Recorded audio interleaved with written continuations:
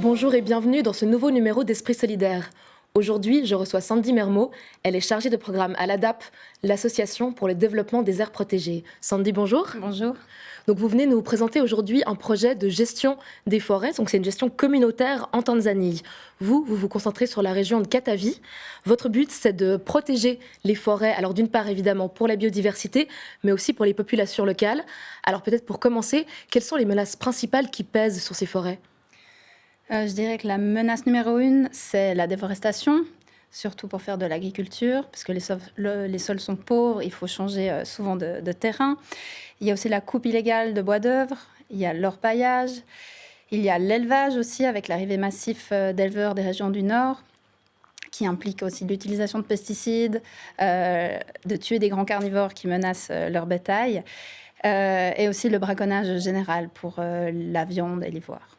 Et vous me disiez qu'en fait, il ne faut pas croire que c'est juste à l'échelle locale, ces menaces, ça vient aussi de groupes plus importants, c'est ça ? Voilà, tout à fait. Ce n'est pas juste la population locale qui fait ces activités pour son propre bénéfice. C'est souvent commandité par des acteurs beaucoup plus influents et qui ont beaucoup de pouvoir au niveau national et international. Et les gens, voilà, ils exécutent parce que il y a de l'argent à court terme qui peut se faire. Et c'est aussi parce qu'on a proposé ce modèle occidental où il faut acquérir beaucoup de biens pour soi-disant être heureux. Et vous vous y prenez comment pour protéger ces zones forestières ? Alors déjà, c'est important de préciser que ce n'est pas notre association qui va être toute seule et protéger ces forêts. Ces forêts, elles sont étatiques, sous la gestion du gouvernement central tanzanien. Donc le gouvernement est là, on ne remplace pas le gouvernement. Par contre, c'est un espace tellement énorme, les deux réserves où on essaye de mettre en place cette gestion communautaire, ça fait plus de 100 000 km². Donc, plus grand que le canton de Vaud et Genève réunis. Donc, le gouvernement n'a pas assez de ressources pour gérer tout cet espace. Et l'idée, c'est vraiment d'apporter des moyens financiers pour pouvoir faire plus de patrouilles de surveillance et aussi d'inclure la population en formant des éco-gardes. On a formé 64 éco-gardes qui sont des jeunes de la région et qui peuvent aussi participer à la protection de leurs forêts. Et pourquoi c'est important que ce soit des jeunes de la région qui fassent ce travail d'éco-garde ? Qui était là avant ? Qui faisait ce travail ? Alors, avant, il n'y avait personne. C'était juste leur territoire ancestral où ils vivaient, ils chassaient, ils cueillaient. Et ensuite, quand le gouvernement colonial puis le gouvernement indépendant tanzanien ont mis en place ces systèmes de réserve, c'était des rangers qui venaient un peu de partout en Tanzanie. Et finalement, voilà, ils s'en fichaient d'arrêter les gens. Il n'y avait pas vraiment cette attache aux plantes, aux espaces sacrés qui sont importants aussi pour les gens. Donc, voilà, ils peuvent aussi se réapproprier de cette manière leur forêt. Avant de continuer cet entretien, moi je vous propose de regarder un reportage sur vos activités sur place et on se retrouve juste après. En Tanzanie, les réserves de Rungwa River et Mlele sont soumises à de fortes pressions. La coupe de bois, le braconnage et l'agriculture menacent les écosystèmes. Pourtant, ces forêts sont très importantes pour les habitants. We get some of the medicine from forest. On trouve des remèdes et des plantes médicinales dans la forêt. On y récolte du miel et c'est un lieu qui sert de refuge pour les animaux. Malem Beka est éco-garde. Il a grandi dans la région. Il connaît la forêt comme sa poche. Mon travail consiste d'abord à faire des patrouilles dans la zone d'apiculture. Je suis là aussi pour observer la faune, quels animaux sont là, à quelle distance, leur âge, leur comportement.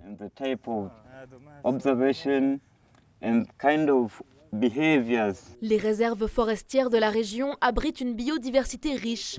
Plus de 120 espèces d'arbres, une centaine de champignons ou encore 56 espèces de grands et moyens mammifères. Le but d'ADAP, l'Association pour le développement des aires protégées, est de permettre aux habitants des zones qui jouxtent les forêts de dégager des revenus sans mettre en danger cette biodiversité. J'aime travailler ici pour protéger la forêt. C'est important pour moi car la forêt me permet de conserver mon mode de vie en faisant de l'apiculture. Lorsque je récolte le miel et que je le vends, je gagne de l'argent. Je trouve aussi important de faire des patrouilles dans la zone apicole pour la protéger avec l'aide des autres vigiles. ADAP souhaite impliquer les villages voisins des réserves dans la gestion des forêts avec le gouvernement local. Le but, générer des revenus tout en appliquant une gestion raisonnable. De cette manière, Les villageois s'investissent plus volontiers dans la protection de la zone et le respect des lois. Donc vous accompagnez les villageois de ces zones forestières pour les aider à avoir des activités, des sources de revenus. Vous mettez en avant quel type d'activité pour eux ? Principalement l'apiculture, c'est une très bonne région apicole, la cueillette de champignons sauvages, qui sont aussi en très grand nombre pendant la saison des pluies. On forme aussi des couturières, donc elles ont déjà un emploi, mais on leur propose un nouveau marché, par exemple en fabriquant les abris de protection pour l'apiculture, qui leur permet d'avoir plus de clients et aussi aux apiculteurs de trouver des habits moins chers.